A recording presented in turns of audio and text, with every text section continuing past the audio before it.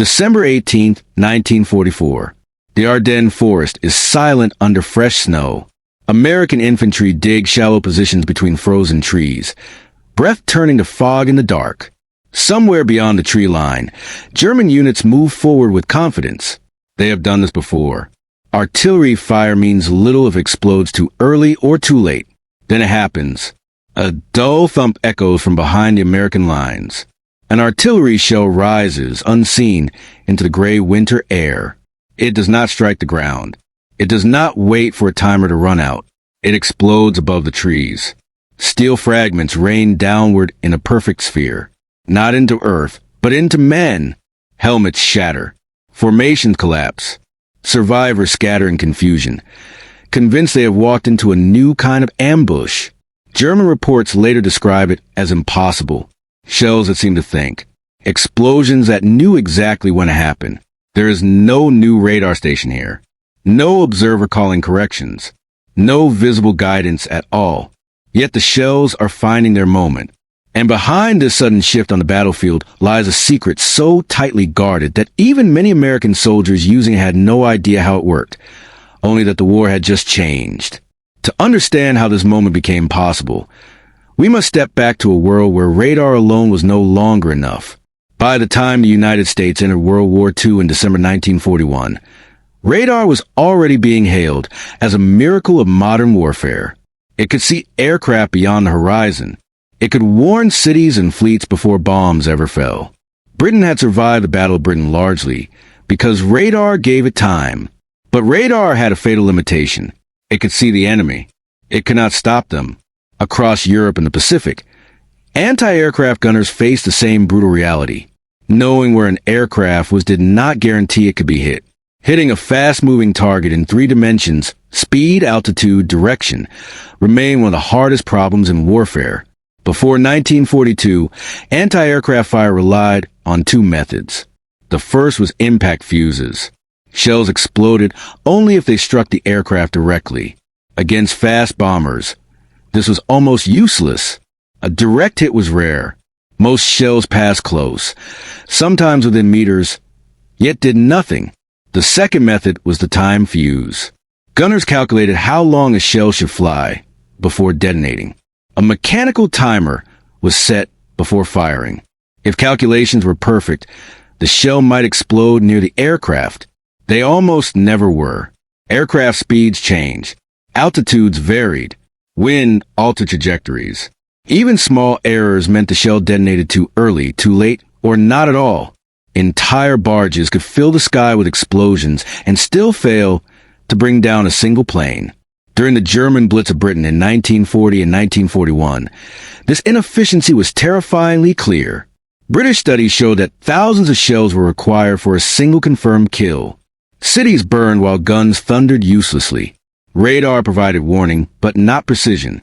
By 1942, the situation grew worse. Aircraft were flying faster, flying higher, maneuvering unpredictably. Dive bombers in the Pacific attacked ships at low altitude and extreme angles. Kamikaze tactics would soon push the problem to its absolute limit. The United States Navy understood what this meant. A single aircraft that slipped through defenses could cripple or sink a capital ship. Battleships and carriers carried hundreds of anti-aircraft guns. Yet success still depended on probability, not certainty. The Army faced a different, but equally dangerous challenge. Artillery was the backbone of ground warfare, but conventional shells exploded on impact with the ground, sending fragments outward horizontally. Against infantry in trenches, foxholes, or forests, this reduced lethality. Soldiers could survive by staying low. To kill effectively, shells needed to explode above the ground, where fragments would rain downward. Time fuses were again the answer in theory, and again they failed in practice. This was not a lack of effort. By 1941, both Britain and the United States had invested heavily in fire control computers, predictors, and radar-guided aiming systems. These devices calculated trajectories faster than human crews ever could, but every system still relied on one final assumption. The mechanical timer could guess the exact moment of detonation. It was an assumption that no longer held. As losses mounted, a radical idea resurfaced. one that had been discussed, dismissed, and revived repeatedly since the First World War. What if the shell didn't need to be told when to explode? What if it could decide for itself? The concept bordered on absurd. An artillery shell experienced tens of thousands of GS during firing. It spun violently. It had seconds to live. There was barely room for explosive filler, let alone intelligence. And yet, by late 1940, a small group of scientists began to argue that recent advances in electronics had changed the rules. Miniature vacuum tubes were shrinking. Radio circuits were becoming more reliable. If a transmitter and receiver could be made small enough and strong enough, they might fit inside a shell. If that shell could emit a radio signal, and if that signal could bounce off a nearby aircraft or the ground, then the shell would not need a timer at all. It would explode at the precise moment it mattered most. The idea was revolutionary. It was also incredibly dangerous. A shell that exploded at the wrong moment, inside a gun barrel, or over friendly troops, would be catastrophic. The margin for error was zero. Still, as the war expanded and conventional solutions failed, the United States made a decision that would alter the course of the conflict. The problem was no longer whether such a weapon should be built. It was whether it could be built in time, and kept secret long enough to matter. That question would soon pull America's scientific community into one of the most intense and hidden engineering efforts of the entire war. Turning theory into a working weapon required more than imagination. It required a complete rethinking of what an artillery shell could survive. In 1940, the U.S. Navy quietly asked a simple question that had no simple answer. Could a radio operate after being fired from a gun? When an artillery piece fired, acceleration exceeded 20,000 GS. Any fragile component shattered instantly. Vacuum tubes cracked. Solder joints failed. Batteries collapsed under stress. Even if electronics survived launch, they had to function while spinning thousands of times per minute. To solve this, the Navy turned to civilian science. In August 1940, the Johns Hopkins University Applied Physics Laboratory was created for a single purpose: develop a fuse that did not rely on time or impact. The project was classified from its first day. Only a small number of officers even knew what the laboratory was working on. The problem list was brutal. First, miniaturization. The entire system, transmitter, receiver, power source, detonator, had to fit inside a shell's nose. Second, durability. Components had to survive launch, flight, and violent spin without losing calibration. Third, power. Conventional batteries were too fragile. Engineers designed liquid-filled batteries that activated only after firing, using centrifugal force to mix electrolytes mid-flight. Fourth, false triggers. Rain, trees, birds, terrain reflections. The fuse had to ignore everything except the intended target. Early prototypes failed spectacularly. Some exploded too early. Others failed to detonate at all. A few detonated randomly, reinforcing fears that the entire concept was too dangerous for battlefield use. Yet incremental progress continued. By late 1941, engineers achieved a breakthrough. The fuse emitted a continuous radio wave. When the shell approached the target, the reflected signal interfered with the transmitted wave, creating a measurable change in frequency. That change triggered the detonator. It was simple in theory. It was genius in execution. The system required no external guidance, no radar link, no operator input. The shell did not see the target. It sensed proximity. This simplicity made it nearly impossible to jam. There was no signal for the enemy to detect in time. The fuse operated autonomously, in silence, for only seconds. Secrecy now became the dominant concern. If a single unexploded shell fell into enemy hands, the entire advantage could vanish. German scientists were among the best in the world. Given time, they might replicate the concept. As a result, usage was tightly restricted. The Navy was allowed to use the fuse first, but only over water. If a shell failed to explode, it would sink unrecoverable. Ground use in Europe was forbidden. Testing at sea began in 1942. Results were immediate and undeniable. Anti-aircraft kill rates increased dramatically. Ships reported aircraft being destroyed without direct hits. Explosions occurred at optimal distances, close enough to shred wings, engines, and pilots. Still, authorization expanded slowly. Every deployment required approval. Every shell was tracked. Crews were warned never fire over land. The weapon's existence remained classified, even as it was used in combat. By 1943, the fuse was mass-produced in the millions. American industry solved problems that once seemed impossible. Reliability reached levels acceptable for war, but its greatest potential remained locked away. On land, against massed infantry, the fuse promised something unprecedented. Artillery that did not merely suppress, but devastate. That moment would come only when the war itself reached a breaking point. Until then, the weapon waited. Quietly, silently, packed inside steel shells that looked no different from any other. The men who fired them were often told nothing. Only that these shells were special, and that they must be used exactly as ordered. Soon, circumstances will remove all hesitation. And when that happened, the world would see what happened when a shell no longer needed instructions. It only needed something nearby. For American gunners, war had always been an exercise in uncertainty. They loaded shells. They adjusted elevation. They trusted calculations scribbled in cold, wet notebooks. And then they waited to see if anything happened. Most of the time, nothing did. With the new fuses, something changed, not in the sky, but in the men themselves. Crews noticed it immediately. They fired fewer rounds. They watched aircraft break apart after near misses that would have meant nothing before. Artillery units saw infantry attacks collapse after a single barrage. There was no celebration, only quiet realization. The weapon removed guesswork. It replaced hope with expectation. Veterans later recalled how strange it felt. The shell no longer needed perfect aim. It only needed proximity. Gunners stopped trying to hit targets and began trying to approach them. In forests and open fields, explosions came from above, not below. Fragment patterns shifted. Soldiers who once survived by hugging the ground found that instinct no longer protected them. For the first time, artillery behaved as infantry had always feared it would. Technological angle.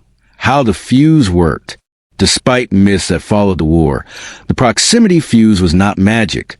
It was elegant physics. Inside the shell's nose sat a miniature radio transmitter and receiver.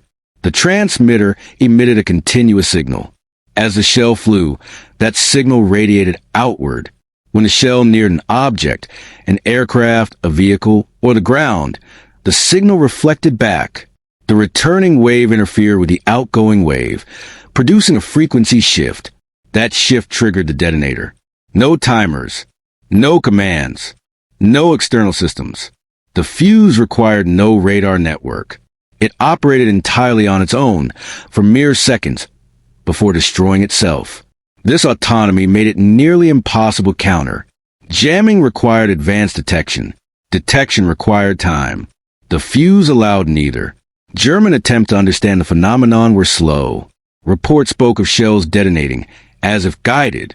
But without intact examples, analysis stalled. The device's greatest strength was also its invisibility. It left nothing behind to study. Enemy angle, confusion, and misinterpretation. German and Japanese forces experienced the weapon before they understood it. In Europe, German infantry advancing through forests during the winter of 1944 reported artillery bursts above tree level. Casualties were severe. Survivors believed they were facing new airburst tactics or improved observation. Some assumed radar-directed artillery had reached the front lines.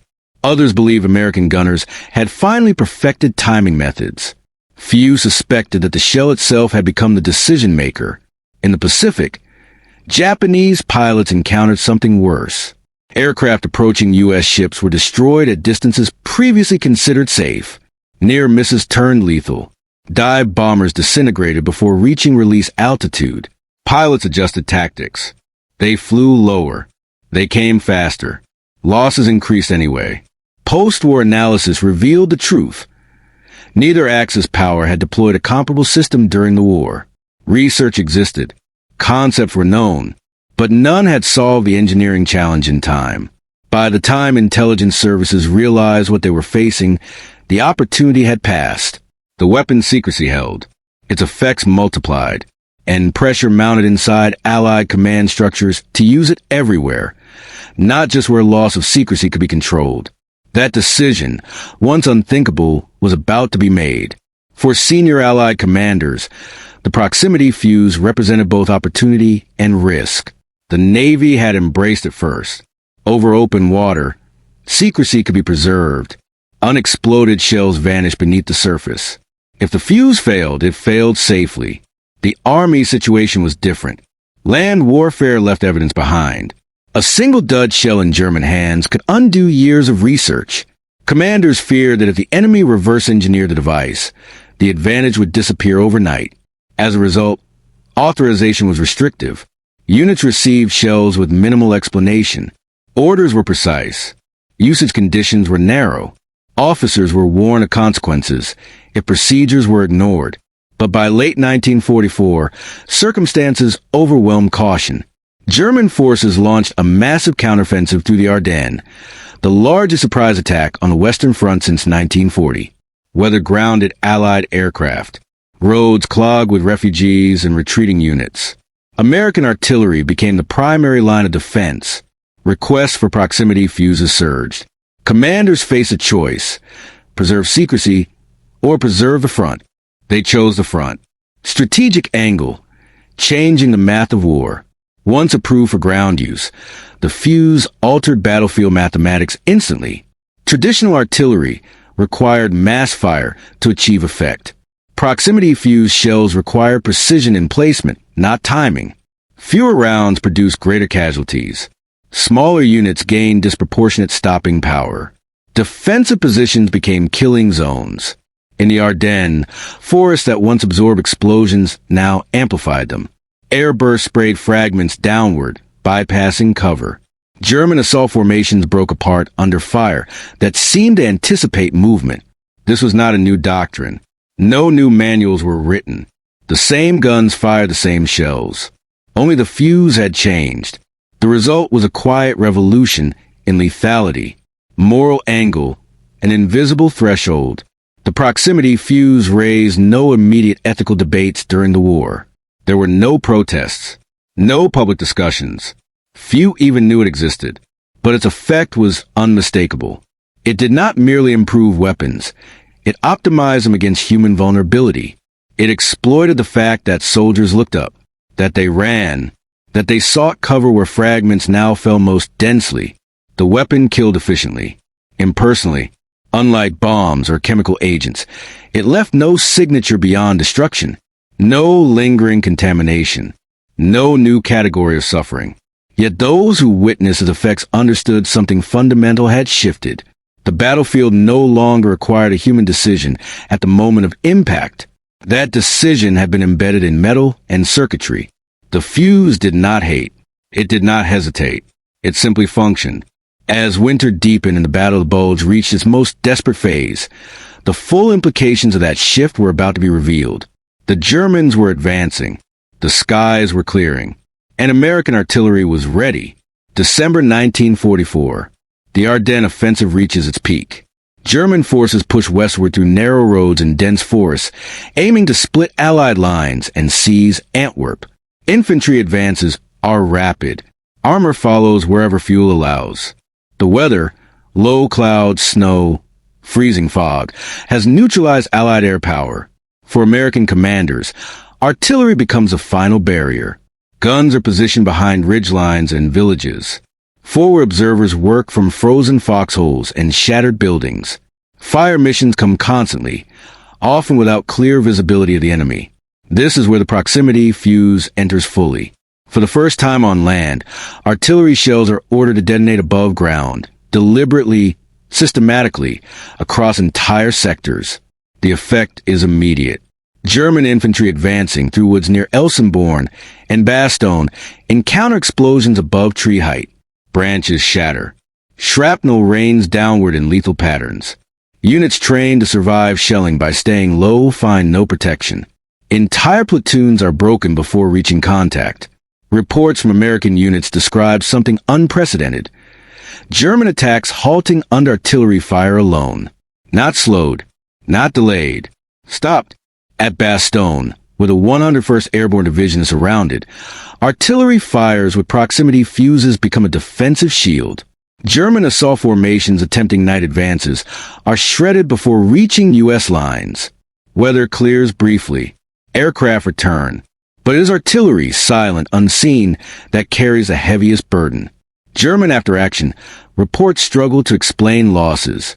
Some officers believe Americans have perfected airburst timing. Others suspect new radar-link systems. None identify the true cause. The secrecy holds. Meanwhile, American gunners notice something else. They are firing fewer shells. Fire missions that once required hundreds of rounds now require dozens. Ammunition stocks last longer. Guns overheat less. Crews move faster between targets. The tempo of defense accelerates. As the weeks pass, the German offensive slows, not only from fuel shortages and resistance, but from attrition inflicted by artillery that no longer wastes its power. By early January 1945, momentum has shifted. The Ardennes counteroffensive falters.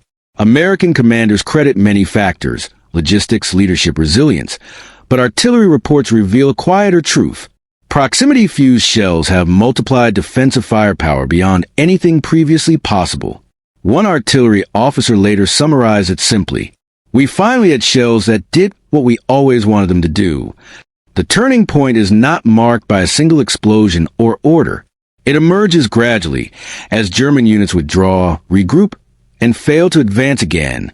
But while Europe feels the fuse's impact on land, another theater is experiencing it in a different, equally decisive way. Across the Pacific, a threat is rising that will test American defenses to their limit. And once again, the proximity fuse will meet the moment. By late 1944, the war in the Pacific has entered a brutal phase. Japanese naval aviation, once dominant, is largely destroyed. Fuel shortages cripple training. Experienced pilots are gone. In their place emerges a tactic born of desperation: kamikaze attacks. Aircraft packed with explosives dive directly into American ships. Speed, low altitude, and unpredictability make them extremely difficult targets. Even damaged planes remain lethal until a moment of impact. For U.S. Navy commanders, this is the worst possible scenario. Radar can see the aircraft coming. Fire control computers can calculate trajectories. But unless an aircraft is physically destroyed, it remains a threat. Here, the proximity fuse proves decisive. Mounted in 5-inch naval guns and smaller anti-aircraft weapons, the fuse transforms defensive fire. Shells no longer need direct hits. Near passes become lethal. Explosions blossom in midair around diving aircraft. Wings tear off. Engines disintegrate. Pilots are killed instantly. Statistical reports tell the story clearly. Anti-aircraft effectiveness increases by factors, not percentages. Ships record multiple kills from single engagements that previously would have overwhelmed defenses. At Okinawa, one of the most intense kamikaze battles of the war, proximity-fused shells become standard. Losses are still severe, but without the fuse, they would have been catastrophic. Japanese pilots describe sudden explosions they cannot evade. Approach angles that once worked no longer guarantee success. The sky itself seems hostile. Again, the weapon leaves no evidence behind. No wreckage reveals its secret. No radio signal warns of its presence. No countermeasure emerges in time. By mid-1945, the proximity fuse is everywhere the United States fights. It protects ships. It defends infantry. It amplifies artillery. And yet, it remains unknown to the public. As the war approaches its final months, Allied victory becomes inevitable. The Axis powers collapse under pressure from overwhelming force, logistics, and technology. Among those technologies, the proximity fuse stands apart. It does not change strategy. It does not alter grand plans. It simply ensures that when a weapon is fired, it works as intended. When Germany surrenders in May 1945 and Japan follows in August, the fuse has done its work quietly, without ceremonies or headlines. Its true impact will only become clear afterward, when historians, generals, and scientists begin to assess what truly mattered. And when they do, they will place this small device among the most important tools of the war. When the fighting stopped, analysts began measuring what the proximity fuse had changed. The numbers were stark. Before its introduction, anti-aircraft artillery required thousands of rounds per aircraft destroyed. With proximity fuses, that number dropped dramatically. In some naval engagements, effectiveness increased by as much as 5 times. Artillery units reported similar gains against ground targets. This was not merely efficiency. It was a fundamental shift in how firepower translated into results. Logistics officers noticed it first. Ammunition consumption fell. Guns required less maintenance. Units could sustain defensive fire longer without resupply. In prolonged engagements, this mattered as much as raw firepower. German post-war interrogations revealed the other side of the equation. Officers described artillery that detonated with unnatural precision. Infantry commanders noted losses that could not be explained by observed gun numbers alone. No effective countermeasure had been developed. The reason was simple. The Axis powers never acquired an intact fuse during the war. Secrecy had worked. Restrictions on land use were lifted only when necessary. Naval use ensured failures vanished underwater. Even after ground deployment, the fuse's short lifespan and reliability meant few unexploded examples existed to recover. German scientists, reviewing captured Allied documents after the war, admitted that the concept had been theorized but not solved. Miniaturization, power supply, and reliability had proven insurmountable under wartime conditions. The fuse had arrived too late for imitation. For the Allies, its success reshaped doctrine quietly. Post-war artillery manuals incorporated airburst effects as standard practice. Anti-aircraft design shifted permanently toward proximity detonation systems. Mechanical time fuses were never again trusted as the primary solution. Yet during the war itself, the fuse remained almost invisible. No victory parades mentioned it. No public announcements celebrated it. Few soldiers even knew its name. The weapon did not symbolize triumph. It simply delivered it. As reports circulated through military institutions, comparisons emerged. Radar had warned.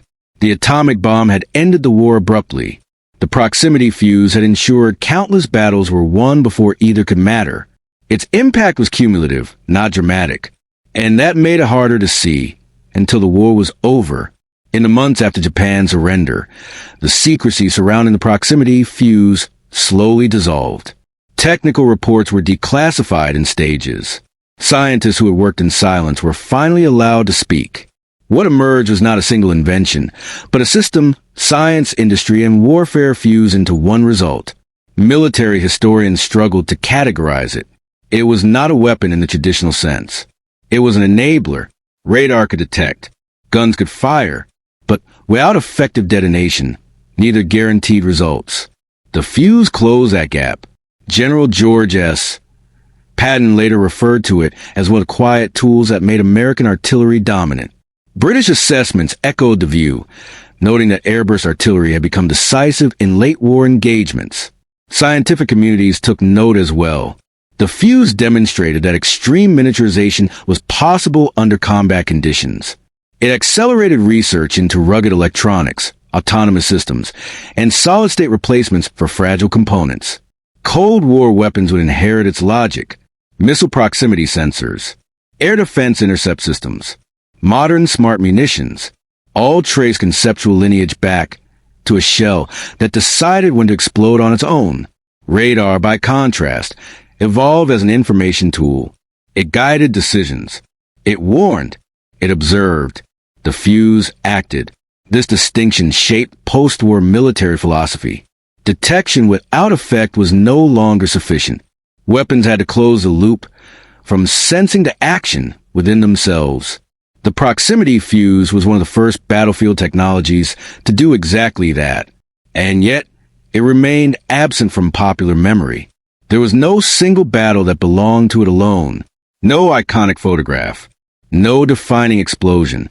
Its legacy existed in reports, casualty figures, and quiet acknowledgments by those who understood how close many battles had been. The device had no monument, only outcomes.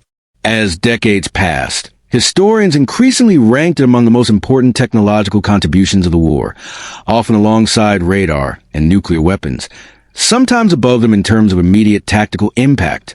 It did not end the war, but it shortened it, and it saved lives on one side by ending them more efficiently on the other. That uncomfortable truth sits at the center of its legacy, and it leads naturally to the final question: what this weapon ultimately meant, not just for World War II, but for the future of warfare itself. War is often remembered through images of soldiers, machines, and leaders, but history is just as often decided by what cannot be seen. The proximity fuse had no roar of its own, no signature, no moment of reveal. It lived inside steel, functioned for seconds, and vanished in fire. Yet, during those seconds, it changed everything. It removed hesitation from combat. It replaced probability with certainty.